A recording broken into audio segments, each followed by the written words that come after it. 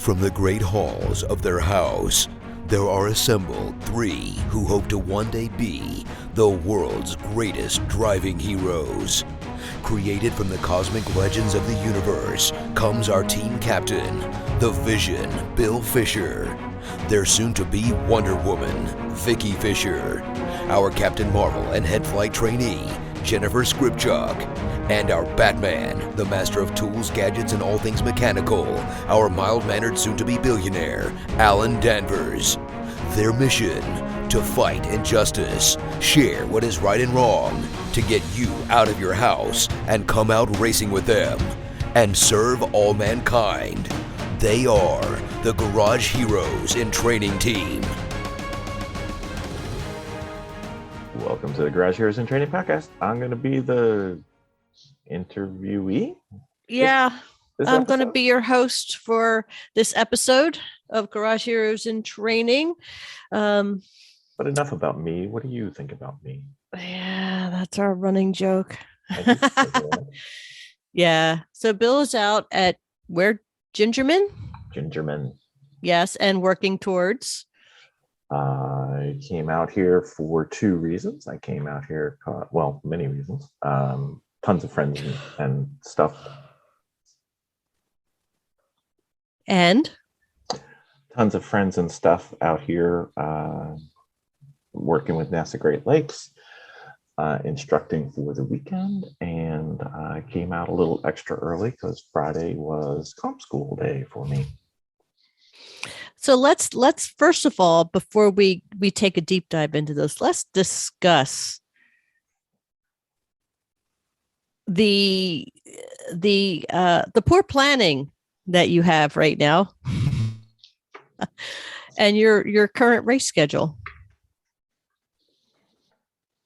My mic cord fell out.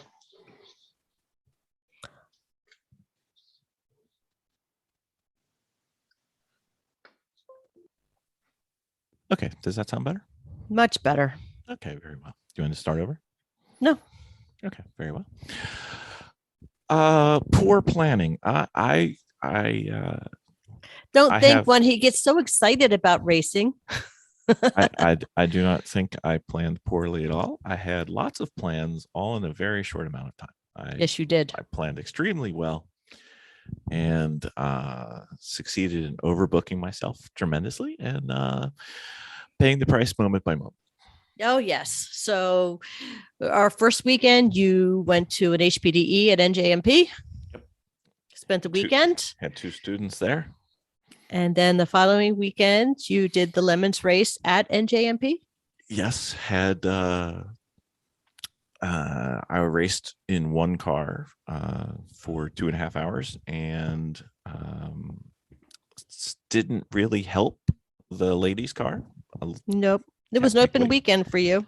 Technically, and then a little bit of help towards the El Jefe trophy truck and running around like a crazy person in between. Mm-hmm. So no big deal there. No, packing and unpacking is its own beast, I must say. Yes. It really is. It and is. then coming back with the race hangover Mhm. for a couple days. And then Wednesday, you did what? Immediately after NJMP. Rinse and repeat. We're driving to Gingerman. Yeah, we as in Bill only. We, me, myself, and I, the three of us went out here, and Right. yeah, it's not one of my best plans. No, it is not. No. So tell me what happened to the car exactly. Our car. Let's go over what comp school is first. Okay, explain comp school. So comp school is where you it's short for I guess it's short for competitor school or racing school. It's where you get your Competition school. competition license. So you are licensed to run wheel-to-wheel racing. You go through a comp school or go through a racing school and you get that a provisional license. Then you have a what's called a rookie license. I think that's for a certain number of races. It varies from organization to organization. And then once you have that, then you are fully licensed, and that allows you to race in other series. Now, for those who aren't aware, Lemons, Champ Car, and several others, you do not have to have a racing license to compete. You actually can just go out there with a driver's license, and then you're good to go. Not the highly recommended path that we would. It's what we did, but don't do what we do. We've proven that many, many times. Don't do what we do. Let us do the mistakes for you. So go to some HPDs, but you can definitely go out there and give it a try and have fun and enjoy yourself. I think what we did our first 2 or 3 races and then realized, hey, I'm not the natural driver and gift to driving that I thought I was from driving my commute and daily driving. There's more to this than that. And then we started doing HPDs, and I think we've gotten better. That's part of the in training. Bill, and I think I've mentioned this before, he's a bit of a savant. You drop the one word you usually say before savant, right. But anyway. Oh, yeah. Okay. So he usually grabs something and then rides it all the way to the end. So right now he's been on a mission to level up for instructor, comp school, probably going to do the whole shebang. But this trip he decided to go out that far, which, I politely waved goodbye and went on my business. As much I had to do, I did. So now that we know about that, tell us about the car. Now, I went and I prepped the Chrissy's mom's cookies in a zombie state. Yeah. Yeah, I'd say. Yeah. So I did what I had to do. It was pretty much basic. I checked the nuts and bolts. I did check the oil. Did a gravity brake bleed, which I don't think I was very thorough on. So apparently there was some issues with that. Mm-hmm. Yep. We had issues aplenty. Yeah. So do you want to go over and talk about the issues that you had? Want to do issues? Sure, we'll do issues. Yes. We adjusted the seat for the ladies' event, which don't think we did, but okay. We either adjusted the seat for the ladies' event or my helmet grew since Pitt's race. So we have 2 choices there. The helmet physically will not fit between. Yeah. The cage. Well, I can, just so you know, I can guarantee that it was never a mission to adjust that seat for the ladies' events. That was never the intention. So I don't know what happened to the seat, but regardless. So my helmet grew and got bigger and doesn't fit in the car anymore. So that kind of was part one. Brake pedal was a marshmallow. So easy fix. There was air in there. Easy fix when you have what you need to do it, which I didn't. Let's see, what else did we do? This is I had nobody out here, so in order to be the Three Stooges, I had to do things multiple different ways. So we had brakes didn't work, helmet didn't fit in the car. Did not realize that since one of the events for comp school was technically a true race, we had to have nets in the car. Oh no. Yeah. Or arm restraints, which we have those in Pennsylvania. Did not pack them. But I'm in Michigan. Let's see, what else did I do? Usually when I travel, just in case, because food is, travel food is It's not the best. I usually load up on my vitamins, just to, insurance policy type stuff. So Friday, having lots of things going through my head, and honestly being a little tired from the ride out here and blah, blah, blah. And blah, work meetings. And work meetings and all kinds of fun stuff. Couldn't focus. I don't like coming to these events by myself. Come to that conclusion. That's the end. So I decided I'll take my vitamins and I'll just grab some water when I get it back to the racetrack. Certain things happened that precluded me from remembering to take my water. So I now have a good amount of vitamins in my stomach with nothing in my stomach, which if anybody takes vitamins and does that, that it doesn't make you feel very well. So it was basically a disaster. I think the saving grace was that Tim was out here with his son Skylar. Tim Fokane. Tim Fokane. He raced with us at pit race, and we'll be doing so again at Thompson.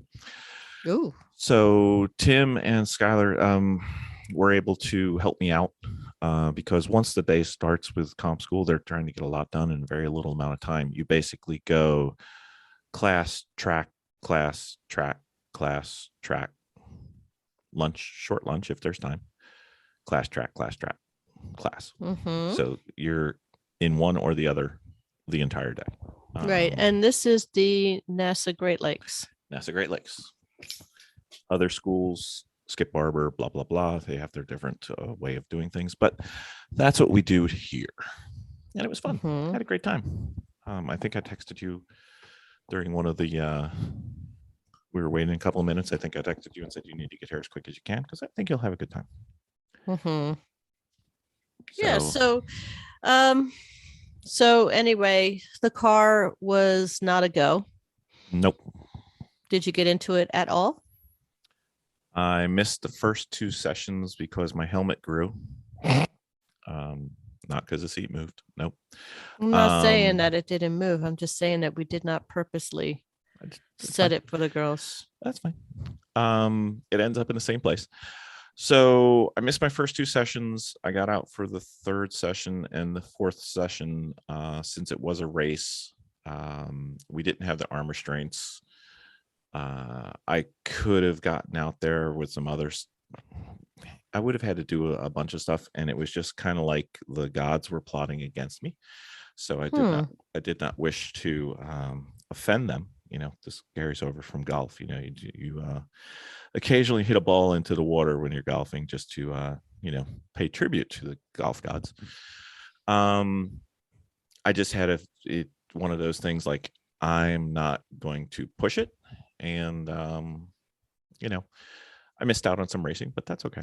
I mean, I have plenty of it in my body. I think part of it is also that I am probably on the verge of exhausted, but we do not. He does not acknowledge that stuff. So usually I refer to it as driving into a ditch with your body. So you humans, you acknowledge these things. I choose not to. Mm-hmm. So in the end, I don't have a lot of racing or driving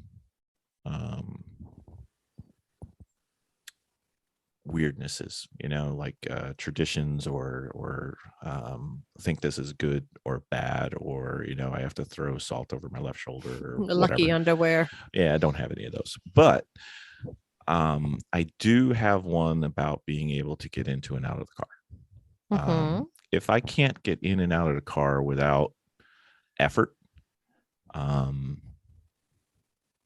it starts making me feel, because this is fun, right?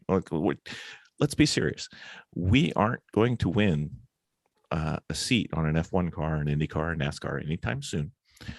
I would probably need 2 seats to be fair, but it's supposed to be fun. And if you can't get in and out of the car quickly, efficiently, with no issues, then your safety is not up to what it should be. So that goes in the back of my head. I've got Vicki and our kids and, stuff. So it's really not worth risking it. So when that happens, my inner bells start going ding, ding, ding, ding, ding. And I could have got out there in the first stint, but in order to get into the car, I needed to take my helmet off. In order to get out of the car, I needed to take my helmet off. Now, the odds on something going poorly in a 15 or 20-minute ride, very low. The odds on something going poorly in a car that Vicky's prepped, very low. However, not 0. So I chose not to. And then the second one, I could get in, but it was snug. Like the seat and the bar were contacting the helmet, which had grown. Not good. And then I could pull it in, right? Or on getting out, I could put my head in the hole and then push, but it was like a 2 or 3 second delay and then a pop. So again, still not desired. So I again chose not to. It's not worth risking something for one stint. I mean, that's just silly in my opinion. Others, your mileage may vary, but just wasn't going to do it. So that kind of blew the first two, and then I went out in the third one, and then the fourth one I again chose not to go because hand restraints, nets. I had forgot to put gas in the car, and it was a 40-minute test. Honestly, for me to go do a 40-minute stint endurance race in that car is not a challenge for me. We routinely do 2+ hour stints in that car. Did it at pit race.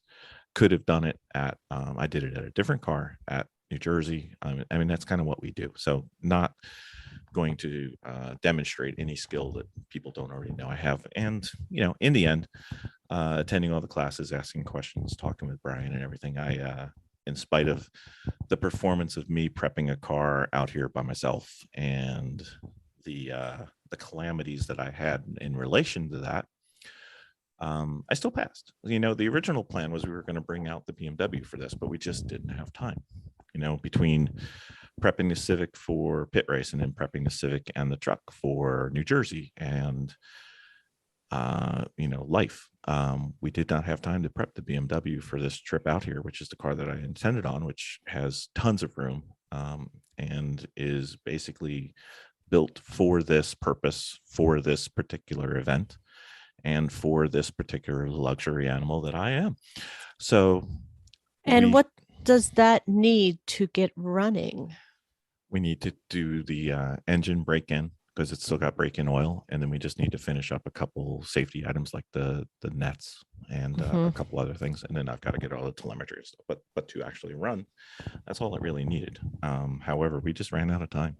The big thing is we're supposed to run the engine for somewhere around 30 minutes, maybe 45 minutes under load. So you can't just turn the idle on. You kind of have to give it some beans, take it, do a full engine oil swap, put in real oil, do a full nut and bolt, and the car is basically ready. But in order to make it proper, we need to put in the window net and the center net and a couple other things, minor things. We've got an email on exactly what we need to do, and we just never got to it because life and cars. It's fun. Yes, and at the same time, right before this race, and I would say over the past couple of weeks, I think all of our cars have had something. Yeah, we've got a couple limpers right now. Right. So our garage has been kind of full with a lot of stuff. So I know that you had to go get your comp school stuff. Yes. Was there another option? Yeah, I could have gone to the only option with NASA Great Lakes is I think they have it 2, maybe 3 times a year. So I could have gone to another event, but this is the close one. Even though it's Ginger, even though it's 8 hours. Yeah. Well, it took a little longer with the car, but towing. NCM is one, and then the other one's out in Chicago, and that takes even longer. So this is my close opportunity, and I had been signed up for it the entire year. As most of our listeners probably know, I have too many Excel spreadsheets. Our schedule's been fixed since like the 14th of January. So this has been on the schedule. It's just a matter of, we screwed it up. I screwed it up, whichever way. It doesn't matter. But anyway. Yeah. Comp school is great. Had a great time. Brian Bolander was the lead instructor. Jay Andrews is the Grand Poobah of NASA Great Lakes. I don't know what his exact title is, but Grand Poobah works. And Eric Meyer were the other 2 people involved in the class. And I think we had 15 people in class, and everybody did really well. The nice thing is when you do like a NASA series, you generally work through the HPDE curriculums 1, 2, 3, 4, at a certain pace. And if you don't skip too many events, you'll actually do it kind of with a class, almost like high school. You know, you go freshman year, sophomore year, junior year, senior year, 1, 2, 3, 4. So I knew most of the people in the class. There was a couple new ones to me. But with that, you kind of have a graduating class. You know, it's not quite Top Gun, but you know, it's pretty fun and good time. So let's talk about track arrival. You had issues. You had the brake bleed. You had the car trouble. Yep. What did you end up doing? Begging and pleading for Tim to help me, because like I said, once you get started on comp school, it's a full day and there's like no time. So without Tim and Skylar, I wouldn't have even made it as poorly as I did. So again, the other thing, the brake bleed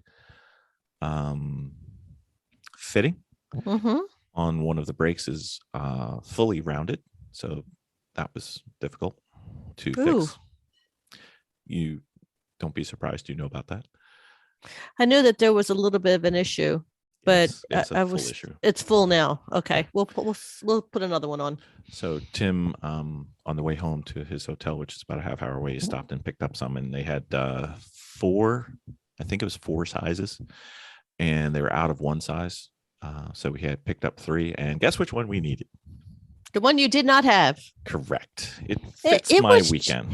It was just a weekend for you. Little windfall there, huh? I don't like I'm used to our team, and I'm used to traveling as a team, and you know, we all have our roles and we all fill in for different things, and going solo, I don't think you've ever gone to the racetrack solo, is weird. And with the schedule that the comp school had, it was really tough to do anything. Like once you turned on, you're on. So it is what it is. Captain's log supplemental.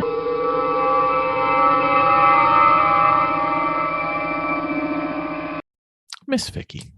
Yes, sir. You know what? What? No, I've been thinking about this Sentinel system. Yeah. Tell me about the Sentinel system. So what I was thinking was, we have the one car that's got the aim dash that's slowing us down.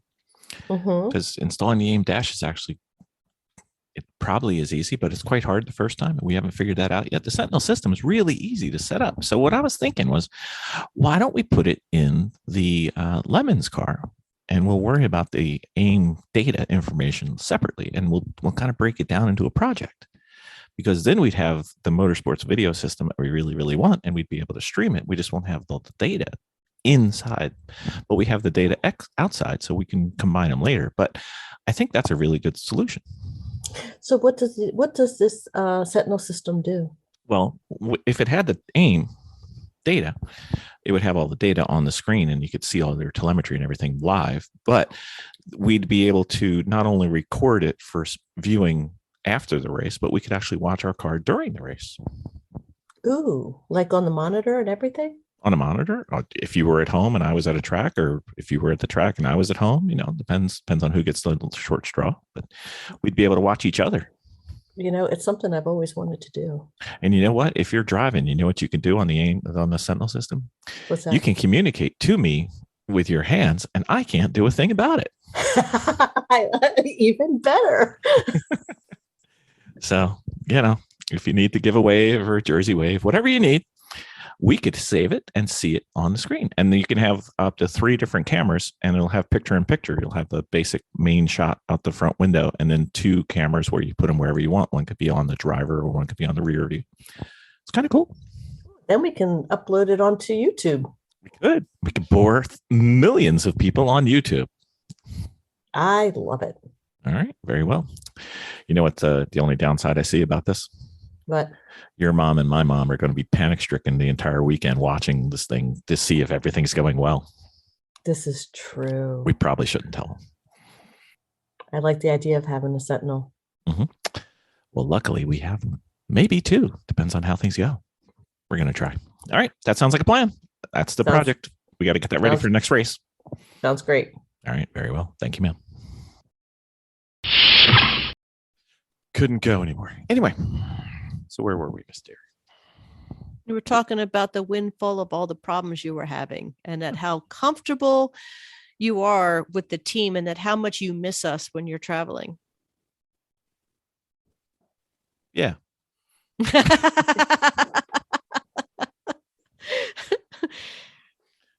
Well, since I'm not looking to be sleeping in a tub this weekend, I am not going to say anything different to that. That's it exactly. So, the one thing I would say is that through the HPD 1, 2, 3 curriculum and 4 curriculum at NASA Great Lakes, comp school is really not hard. I mean, you are so prepared. Do you learn stuff? Sure. Do you get some great practice with some great drivers on track? Sure. But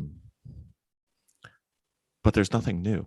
There's nothing like, oh, I never thought about that. It's kind of like, certain strategies and certain finer points are brought to the front that we never had to deal with our endurance racing or through HPDEs. But,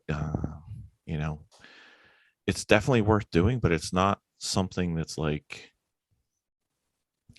it's not like you go through HPD 1, 2, 3, 4, and then comp school is like HPD 12.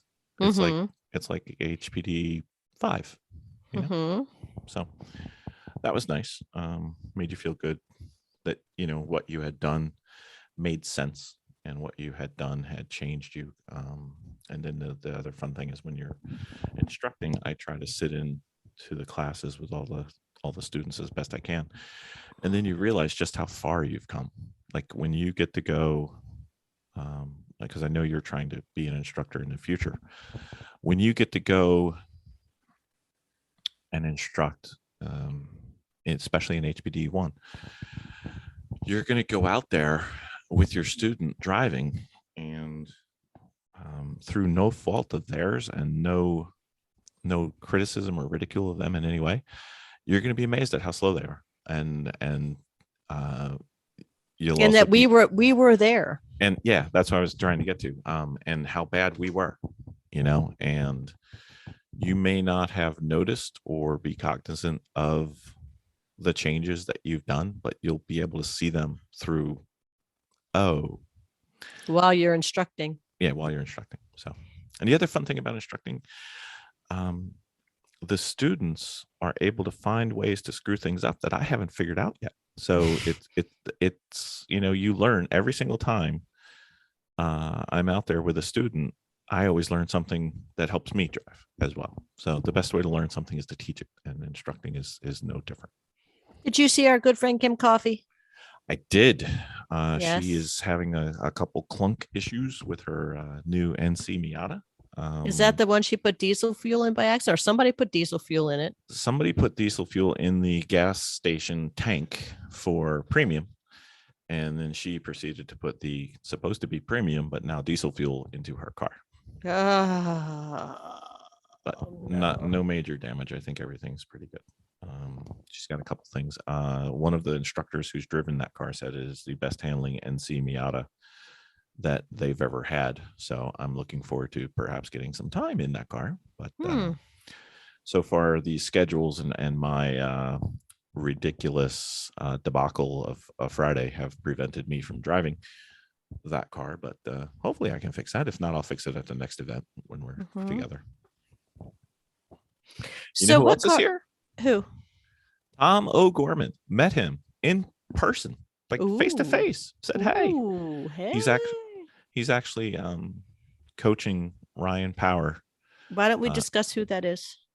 Okay, so Tom O'Gorman, he was prior guest as well as Ryan Power. Ryan Power went through HPDEs with me, but he didn't skip any, so he got a little bit ahead of me. So he graduated a couple events prior to I did. He drives the ND Miata, and he's doing really well in his racing and is usually setting track records for his class.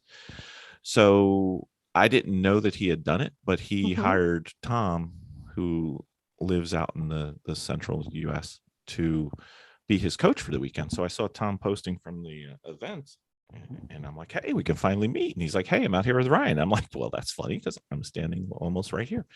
So Tom O'Gorman is a monster driver. Like, as much as you have a girl crush on Amanda, the closest that I would have in racing would be Tom O'Gorman. Tom O'Gorman's raced for Honda Challenge. I don't know the levels, but he's raced in high level pro driving. His career was impacted with the COVID sponsorship variability. Everything kind of froze. So I know him mostly for racing in GLTC. He's 2 years running winner of One Lap of America. He is a monster driver. And if I could get to half as good of a driver, well, the half's probably not good because then I'd be pretty slow. But you know, the old saying, half as good as he could, I'd be endlessly happy. But he what he can get out of a car, there's not much left. He's kind of the he's kind of similar to like a Randy Popes and things like that. He's just a monster. So it was great to meet him. Got to say hey, talk to him a little bit, talk to him about his car and how things are going. And good. We're still trying to work out how to get him to be coaching, but with Jennifer's schedule being, I don't know what to do. I can't commit to anything. So it's probably going to end up being next year. Pretty much. Yeah. That sums up Jennifer. Pretty much. So what car did you end up in? Well, we drove our car here and we did what we did, and that car is prepared to go back onto the trailer because I'm not driving it. And as far as the instructing, I'm instructing in HPD1. I'm the floater. I don't like being the floater. It's not my favorite. I don't have a student. So why? Tell us why. Because I don't sit still well. Yes, this is true. So floater is basically you fill in case something happens. You know, if an instructor gets sick, if an instructor's car breaks, or life happens, I would fill in, and either for the stint or for the weekend. Our instructors at NASA Great Lakes, at least, are very responsible, and I have had nothing to do. So sitting still for an entire day is killing me.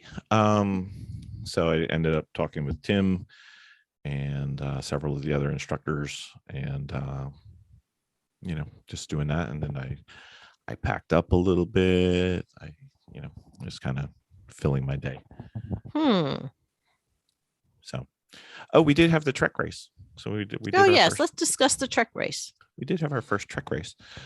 So Trek race is NASA's version of a endurance race. The nice thing is when it's comp school weekend, the Trek race in this weekend is 7 hours. 7 hours? I think it's 7. Might have been 6. But what happens is the first 45 minutes of the Trek race, the Trek race teams are out there with the comp school, hopefully soon to be graduates. So you get a fairly large field and you compete with them in a 45-minute race. And at the end of the 45 minutes, the weirdest flag situation that I've ever seen, they throw a simultaneous checker flag, green flag. So the checker flag is for the comp school graduates because you're done, and the green flag is for everybody else to keep going. Okay.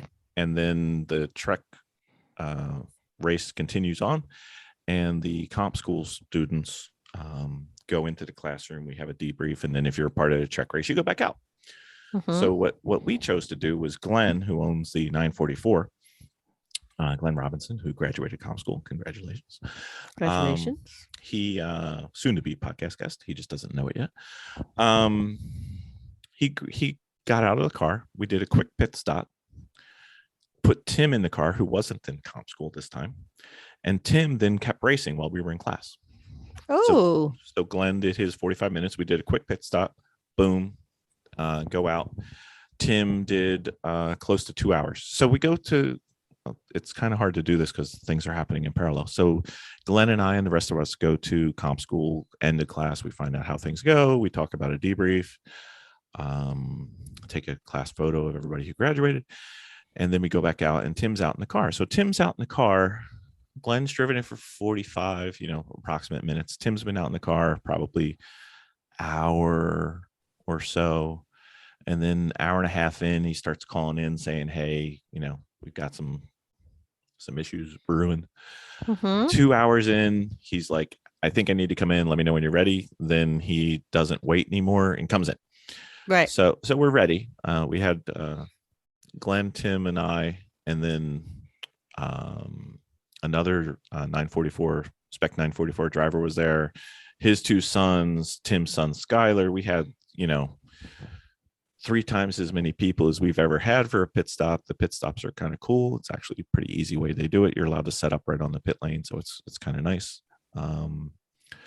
Tim has a Pelican case with fancy schmancy, very jelly foam inserts that have all the radios and headsets, and we may have to steal that, but don't tell Tim. He doesn't listen. Okay. So Tim's getting out and he's saying, hey, third gear is starting to be tricky. Like it won't go in. Right. So we're like, just use fourth. It's fine. So Glenn gets in. He reports that third gear is tricky. He also said that third gear had been a bit problematic during the comp school stints earlier that day, but it kind of went away. So he gets in, and I think he was out there for maybe 2 laps. And at this time, we're in second place in our class. So he comes in. It won't go to third, and it really doesn't disconnect. Like when you push the clutch in, it's really not letting go. So you kind of would have to, do some damage or persuasion to make it happen. So we just elected to pull the plug, and then we proceeded to, unpack everything, hang our heads, tuck our tails in shame because DNF, baby. And then we go over and we're trying to figure it out. We crawl under the car. The rear end of the 944 is we said it was glowing hot. It wasn't quite that hot, but it was pretty hot. So it could be heat. It could be we checked the master cylinder. We checked the brake fluid level. We checked everything we could. Then we guessed it was either I'm on the side of it's a throwout bearing. Tim might be on the side of a slave cylinder or the fork being bent. We had that problem with the boxer and the fork being bent. Right.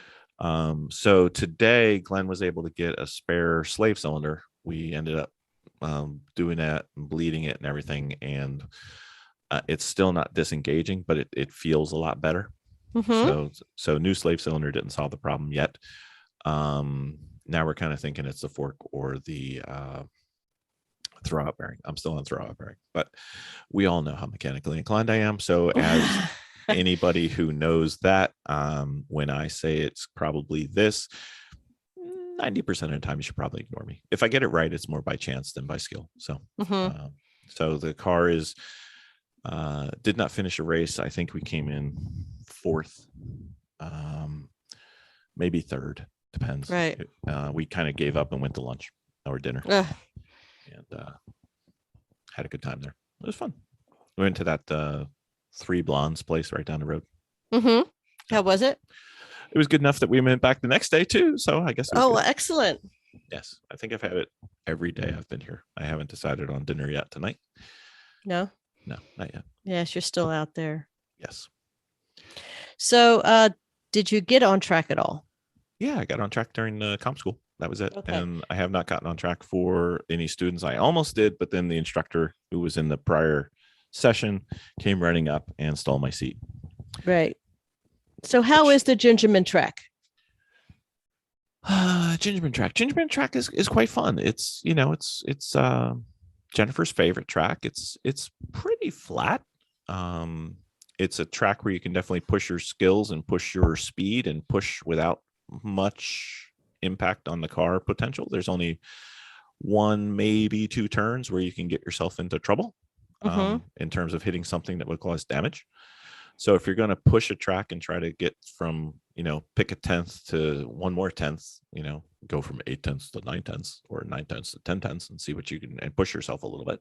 It's a great track to do that, because you can't really, unless you blow it big time or you have a bad mechanical, you can't really hit anything, Right.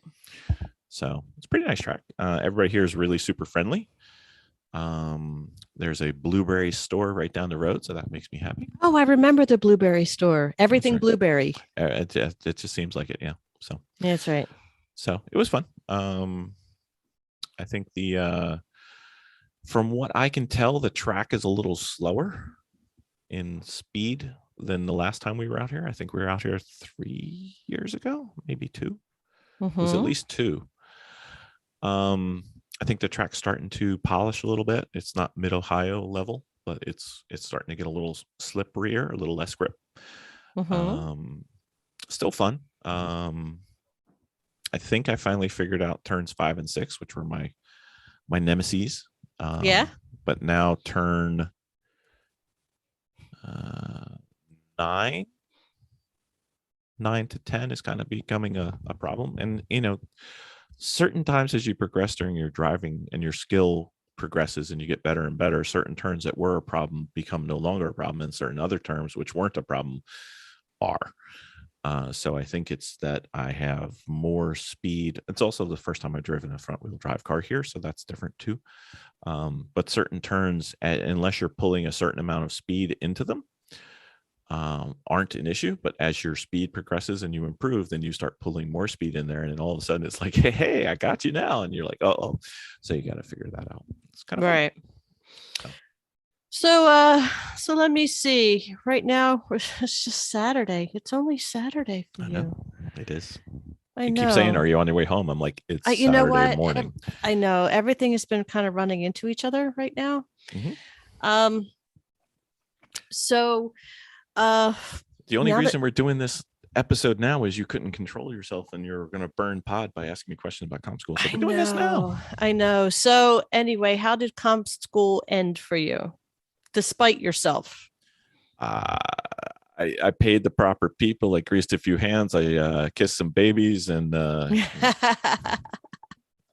and fooled another group of people, and they let me through. So, excellent. Technically, I am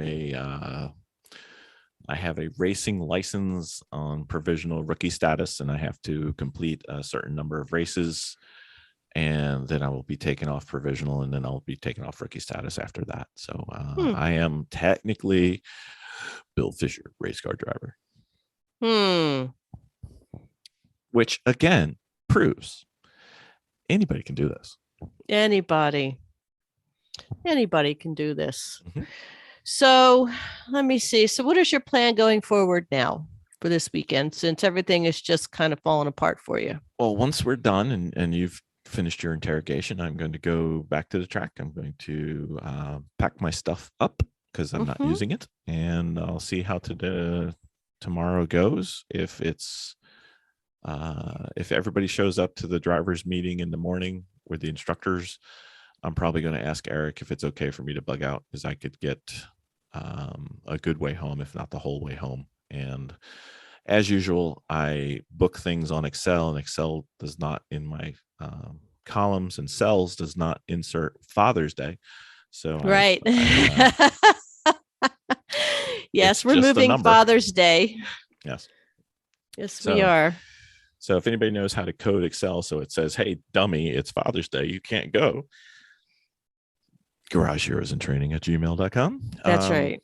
So I kind of blew that a little bit, but that's okay. We've moved Father's Day before. Yes, we have. We've moved our holidays around. That's right. So, well, that's good. So you're going to be hitting the road. I'm hitting the road tomorrow. It's just whether I'm hitting the road at like 8 in the morning or 6 at night.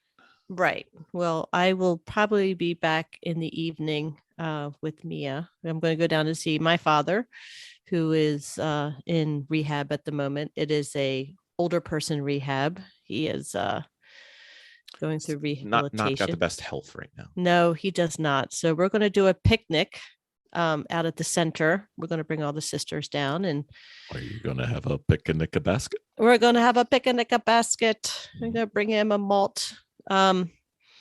So yeah, those are our plans. So we'll move ours to probably Monday or Tuesday. Hey, boo boo, what are we going to have? What are we gonna Probably have? a steak dinner on the grill. Can't talk you into Mexican. It depends. I All mean, right. I got stuff. I All also right. got stuff going. All right. Um, So for those of you who want to have a steak dinner on Monday, garagemusictraining@gmail.com. Or for those of you who want to have the best Mexican that we know of in the state of Pennsylvania, that would be Tuesday, garagemusictraining@gmail.com. We'll see who wins. Well, that could happen. We'll see. It's all We'll prep, see. baby. It's all prep. I know. Yes, it is. It's just a lot of prep. I have to get down to Delaware. So we have Alan coming, I believe, on Wednesday in the garage. I may be there. I may not be there. He will still be there. I may be able to get there. It depends on how this week is going. I have not been in work consistently for the past couple of days. I've got one meeting on Wednesday that I know I have to go to, and then we'll see how the day goes. Yes, I have to get down to see folks. I'm not looking forward to this commute back. Wish me No. well, I'm so the funny story, I get down here, I drop the trailer off, I'm going out to get dinner because nobody else is here yet, and I'm talking to Tim on the phone, so I'm a little distracted. Not too bad. So I go out to the intersection, I sit at the intersection, I wait for the car to go by because I'm going to turn right, and then I do this big old sweepy right-hand turn, right? So, because I don't want to clip the inside of the curb with my trailer, which isn't there. So I've been driving the trailer for like the past 3 weeks consistently. And I apparently thought I had a trailer that I had just dropped off at the track. And I You made forgot. the biggest sweepy farmer turn that you're ever going to see in the middle of a field. And felt like a fool. Tell me you're tired without telling me you're tired. Pretty much, yeah. Yeah. Well, while you were away, excuse me. While you were away, we were having a Bilstein strut issue My for spec the fit. Honda Fit. Yes, I think tell me about what's Okay. why is my strut not strutting? I believe what you had done was you had ordered it for a Honda Fit Sport. Our car, I believe is not a sport. I believe it's a standard. So I would say that all Honda Fits are not sport, but that's just I me. know. So regardless, we have a set of Bilsteins for a car. I don't even know if we're able to return these. It took us so long. I doubt it.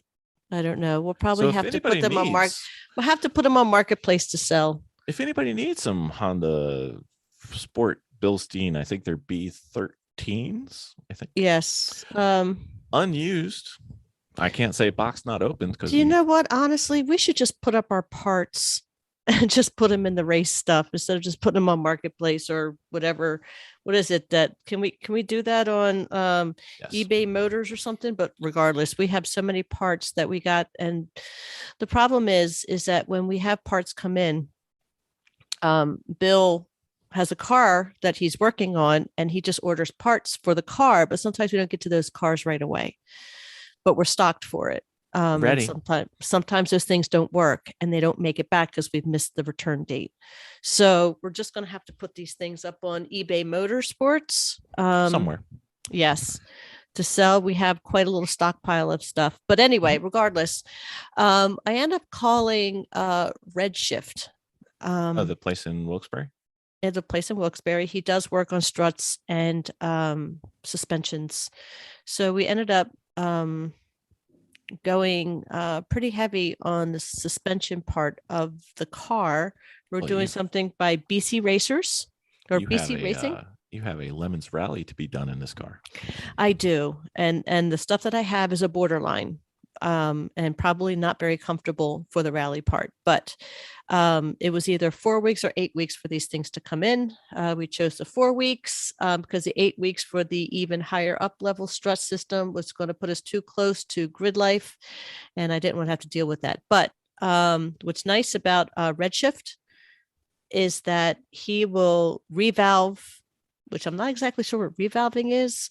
If we But- only had him on a podcast soon, we would know. Yes. So revalve, he's going to revalve them for me. Plus, he's going to put the attachments and necessary components on to where it will allow us to create camber, which the struts that we were using did not do that originally. You had to Yes, cut there's some a slots. yes. So anyway, we got these, are having these done.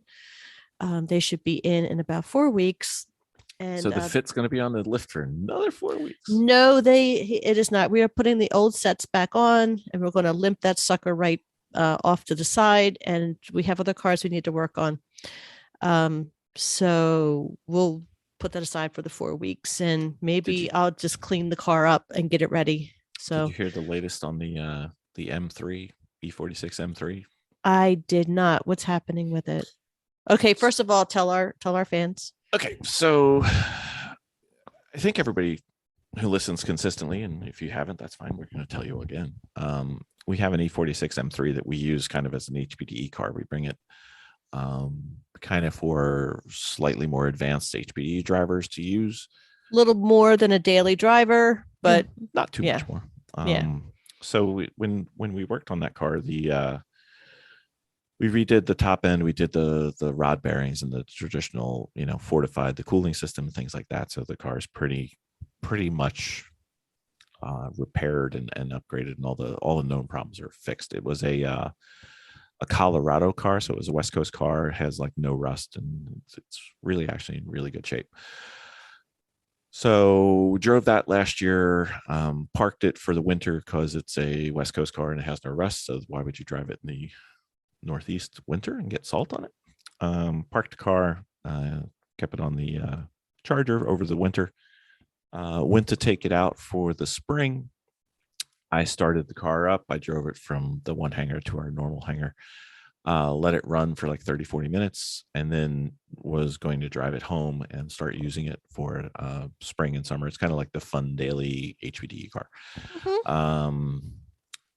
It's about 8, maybe 9 miles from where we work on cars to our house.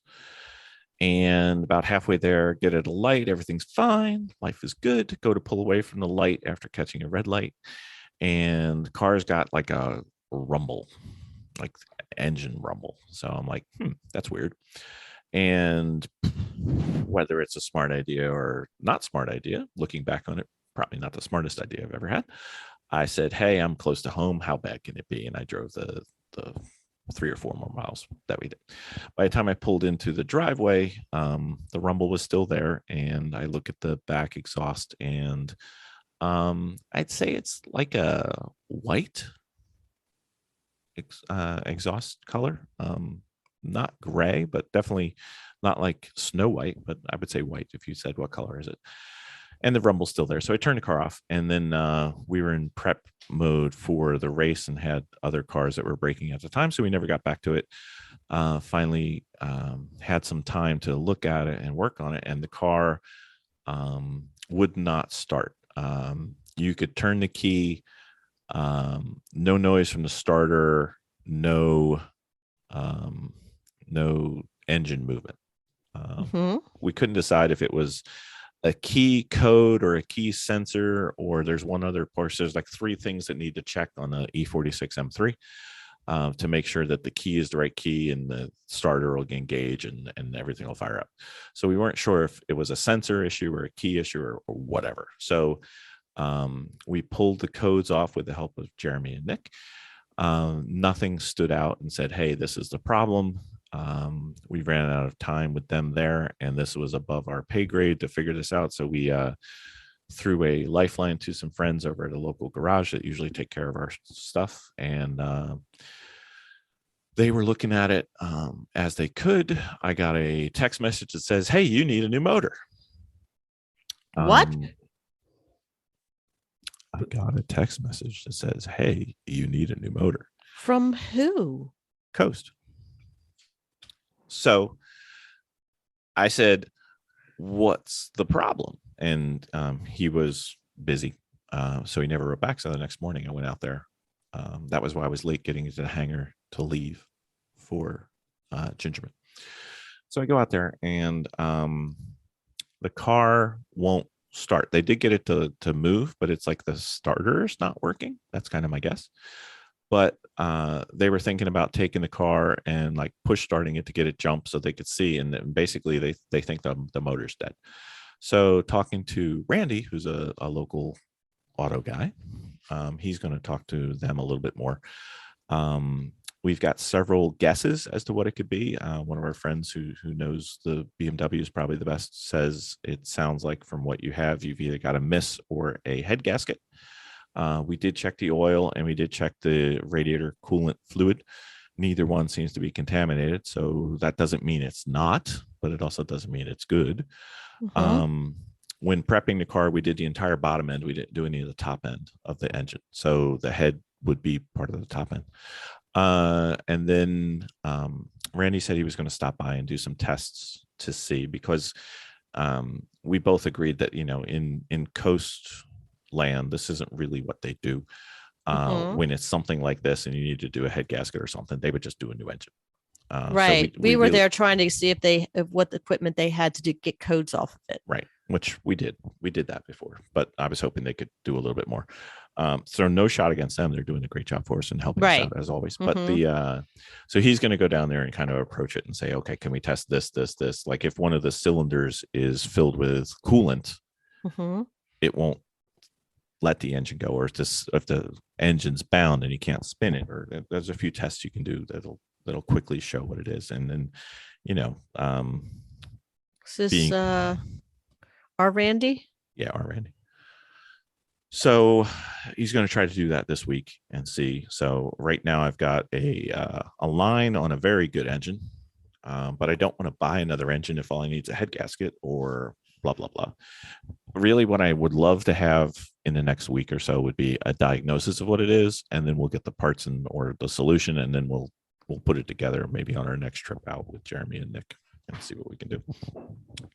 So if you have any guesses or things we should do, garageheroesandtraining@gmail.com. We'll figure it out.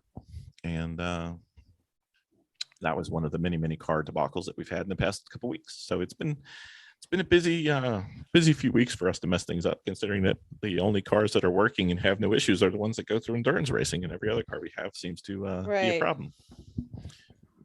So it's us. We're still in training.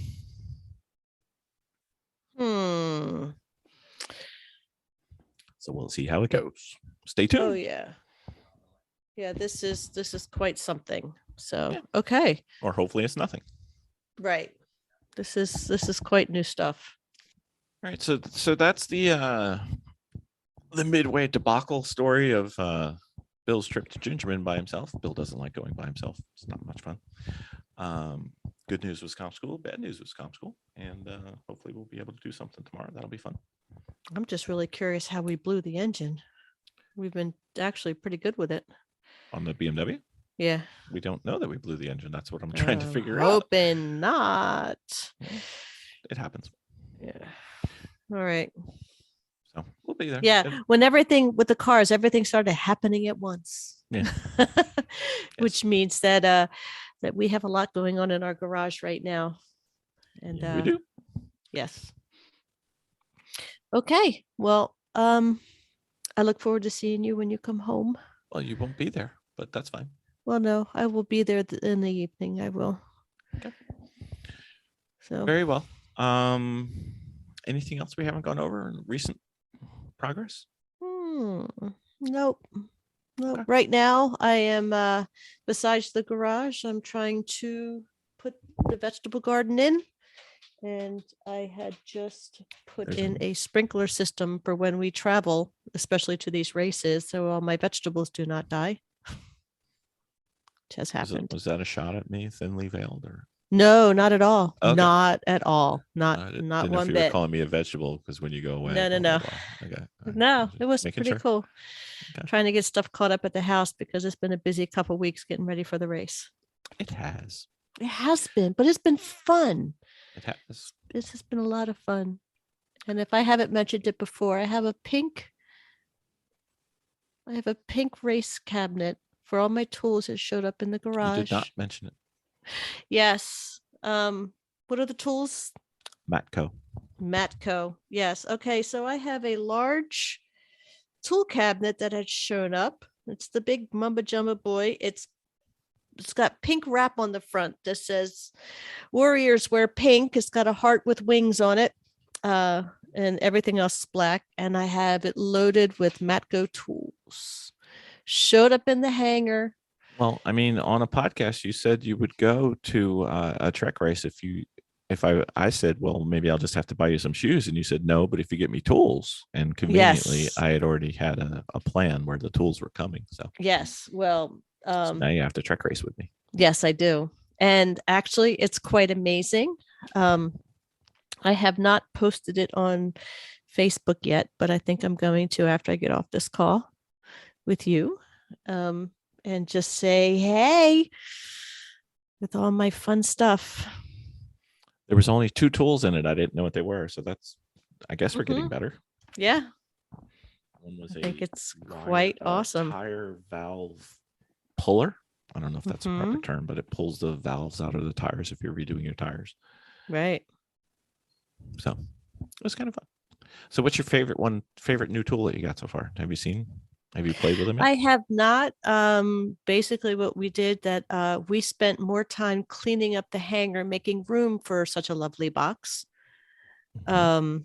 So and of course coming back, I got it right before we left for the track, and the hangar was an absolute wreck Mhm. from after getting ready for the race. And all the Unloading and last then minute stuff, and then reloading. unloading. I was drooling, getting the cars ready, getting you out the door because race hangover. It should have been called a race sleepover for you. Oh, it was rough. It was so rough. It hit me really hard on Tuesday, and then Wednesday I literally saw a tree and laid down and took a nap. And then In a field of an airport. in a field of an airport underneath a tree. Yeah. And that was on Wednesday. Tuesday. No, that was Tuesday. Wednesday, I laid down in the hangar on the floor that I just swept and cleaned up. And we have a clean floor. I take very good care of that hangar. And the dog came down, laid next to me, and I took another little 10-minute nap. I was exhausted. So I Race just did. hangover's real. Oh my gosh, I did my best to get you ready, but Your best sucked. I suffered. I suffered best- so. Your best Yeah. sucked this year. Yep. It did. Your best wasn't your best. My best was not the best. No, I said your best wasn't your best. Yeah. It was a noble effort, though. I do must say. For a zombie, you did okay. Yes. So when I return home, are you going to be zombified, or are you going to be like? No, I'm much better. Okay. Much better these days. That's not saying a whole lot. You weren't very good. No. We had rough days. We had rough days. You were funny. You're like, oh, and I'm going to do this tomorrow and this and this. And I'm like, you're not going to do any of it. Nope.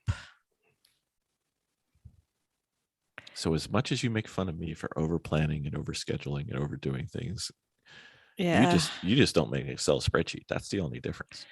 Well, I know you live hard. I have to tell you, you live hard.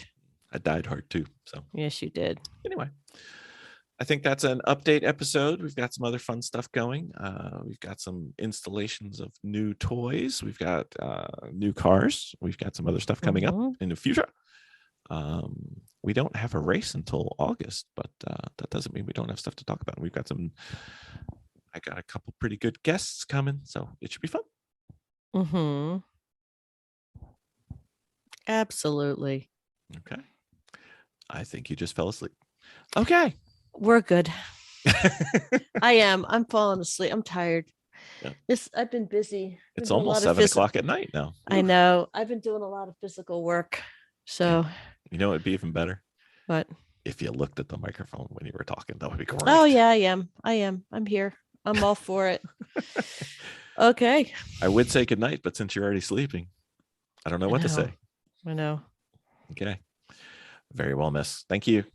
All right. I'll catch you when you get home. You will. Have a good night. Thanks, everybody. Thanks, guys. Bye. game over. Mhm.